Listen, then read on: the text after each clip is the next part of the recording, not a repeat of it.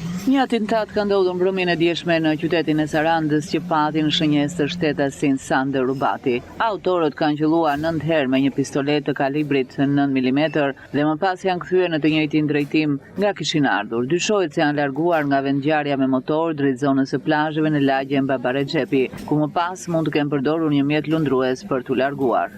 Motori i përdorur ende nuk është gjetur dhe dyshohet se autorët e kanë marrë me vete.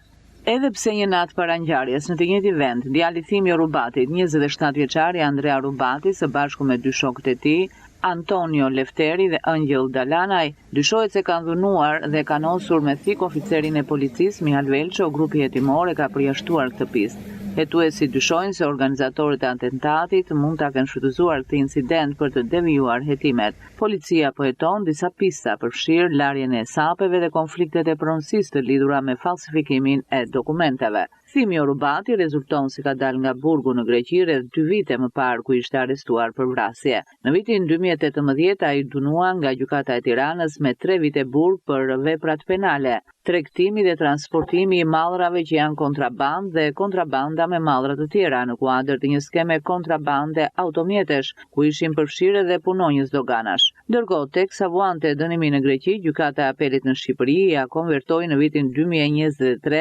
dënimin me 2 vite shërbim prove, duke bërë që pas kthimit nga Greqia të mos vuante burg për dënimin e dhënë në Shqipëri. Pas daljes nga burgu grek në janar të 2024, Rubati u procedua sërish në gjendje të lirë nga policia e Sarandës, pasi dyshohej se në bashkëpunim me një shtetas tjetër kishte trafikuar një automjet Toyota dhe i kishte ndryshuar elementët identifikues. Në vitin 2021, Thimjo Rubati u përmend në një emision investigativ ku pretendua se kishte përdorur kartën e humbur të identitetit të një qytetari për të shmangur pagesën e tarifave doganore gjatë zhdoganimit të automjeteve. Precedentet e tij penal datojnë që nga fillimi i viteve 2000, kur u arrestua në Saranë së bashku me disa persona të tjerë për trafik të paligjshëm me migrantësh. Më pas, po në fillim të viteve 2000, ai u arrestua në Tiranë pasi u kap me armëzjarrin automjet pas një denoncimi së bashku me një bashkëqytetar nga Saranda, kishin marrë në automjet një gjimnaziste. Më vonë Rubati u përfshi në trafikim dhe kontrabandimin e automjeteve të vjedhura nga Greqia drejt Shqipërisë, veprimtari për të cilën ka edhe precedent të tjerë penal.